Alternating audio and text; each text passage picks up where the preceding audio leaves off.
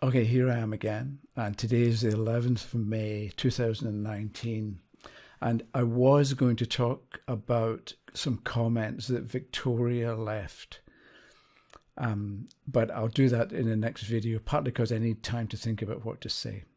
So today I'm going to look at 3 points made in a comment by J. Neff, and first I'll talk about what do you do when both cards look good, because with Maria's question, the two of Cups looked fine, and so did the Ace of Pentacles, both in their own way. So what do you do if somebody wants to know what to do or which is the best course of action, and both of them look good? The second is J.N.F. mentioned about the messy garden in the foreground, and then I'll talk about the Ace of Swords in connection with the Ace of Pentacles. I meant to say it last time, but I forgot, which is something that I'll refer to in Victoria's video. Okay, so what do you do when both look good? Because with the Two of Cups and the Ace of Pentacles, and they were both upright. So Maria, if she didn't see the video, she wanted to know whether to go with a special elective studying gongs or whether she should study crystals. And the Two of Cups look good. So I think if somebody wants to know which is the better course of action and both cards look good, maybe what the reader does is you look at the card and you can maybe talk about the strengths and weaknesses of each card, or you look at the cards and say, this card is good for this kind of situation, but it's not so good for this kind of situation. We're not saying it's bad, but we're saying it's good or it's not so good. So with the Two of Cups and Maria and the gongs, the Two of Cups shows the people getting along with each other. There's cooperation, there's friendship and friendliness and so on. So studying gongs and that course of action is good for meeting people and exchanging ideas maybe, or exchanging thoughts and exchanging gifts. And it's good for feeling close to other people. Whereas it's not so good if you always want everything your own way, right?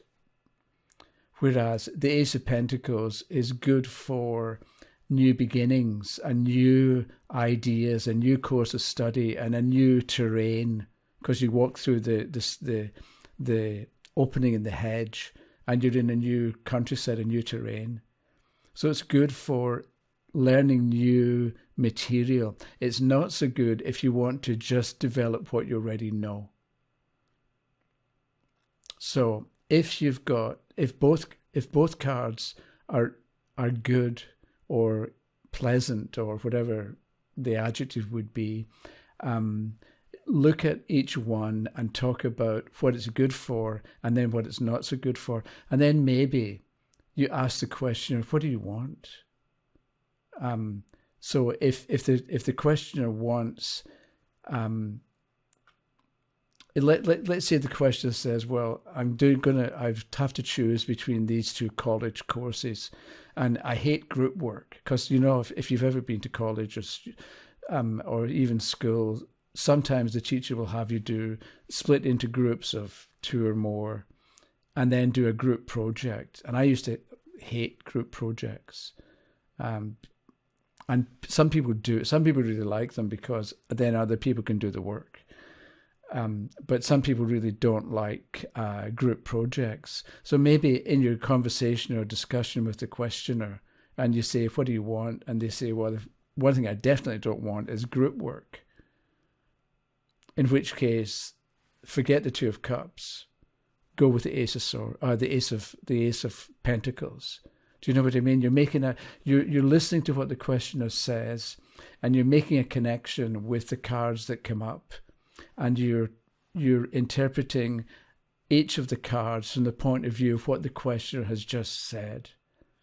Right? So if they don't want group work, you would then tend towards the Ace of Pentacles. You've got a better chance with the Ace of having things your way and not having to adapt to other people and what they want or what their preference is. Okay, I think that was point one. Point two was the messy garden in the foreground. I forget what G&F said. I think it had to do with the earth and crystals coming from the earth and making a direct connection between the card and that messy foreground. But I wrote down, can't read that. Oh yeah. So if you've got a messy foreground with the Ace of Pentacles, maybe as a general idea, not one that you bring up every time, but maybe it's a general background. You mention to the questioner, if the Ace of Pentacles comes up, it's a good idea to look around you and make sure that if there's a little job that needs to be done, fix it before you move into the new project, let's call it, from the Ace, for the new beginning.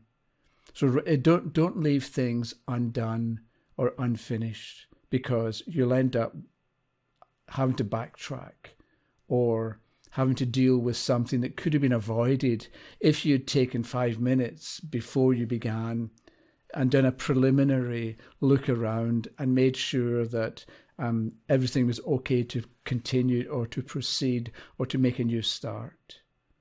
So the mess in the foreground can be if you remember this, it's a reminder to the questioner, take a look around and make sure that you're in good shape before you begin, or you're in good shape to begin. And the other thing is, I was thinking about the word extra is Latin for outside of. So you get something that's extraordinary is outside of the ordinary. Right? We've got 5 senses, but we've also got extra sensory perception. So it's perception that is outside of the 5 senses. And there's also in the early, well, I don't know about early days, but when in the US space project, when they would go up in their capsule and then they would leave the spaceship and they'd go outside. And it was shortened to EVA, extravehicular activity, and it referred to activity that went on outside of the capsule, extravehicular, outside of the vehicle. So, and maybe if we think about cards in that way, that with cards you've got basic components, maybe. And we can instead of wanting a long definite meaning, maybe we've got a little bit of prefixes and suffixes, like little words that come before another word or words that come at the end of a word. So with the Two of Cups, maybe you've got a general idea of relationships, and then you would relate the idea of relationships to the question. And so with the Ace of Pentacles, maybe you've got 2 in the notes that you make or the notes that you take. You've got keywords, and then you've got maybe more developed ideas. So you could find that the Ace of Pentacles, a keyword is messiness. So when you're talking to the questioner and the Ace of Pentacles comes up, maybe mention messiness and how it can, if it's not dealt with. And the messiness could be something that was left unsaid to somebody else. So they leave, but they've got a whole different take on what the conversation was about because you didn't mention this thing. And you should have, or you could have, but you maybe didn't want to bring it up. That's the kind of situation. You leave something messy. And if you then move forward and move on to the next stage with the Ace of Pentacles, because it's an ace, it's not going to work as well as it would have if you'd taken 5 minutes to set things up properly. So maybe messiness is a small keyword that you keep in mind for the Ace of Pentacles. And relationships, for instance, could be a keyword for the Two of Cups. So you've got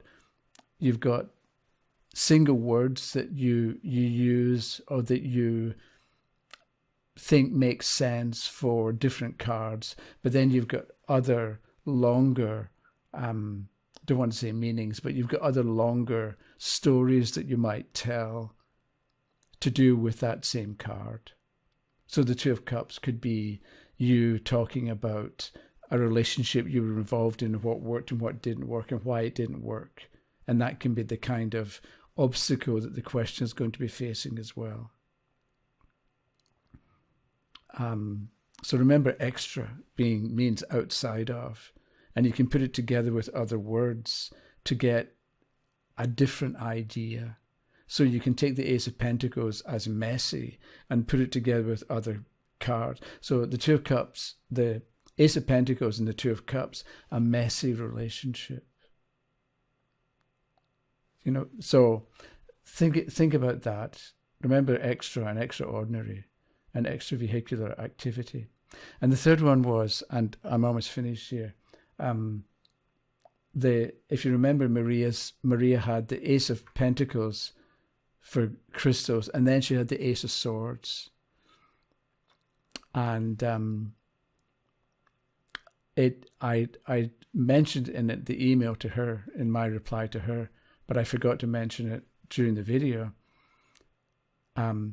Maybe with crystals, the Ace of Swords shows a hand holding a sword, and with the Ace of Pentacles, there's an opening in the hedge, and you're being invited to walk through that opening into a new situation, a new landscape.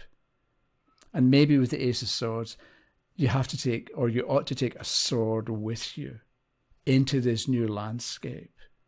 So this new landscape could be dangerous, or it could be a situation where you need to protect yourself.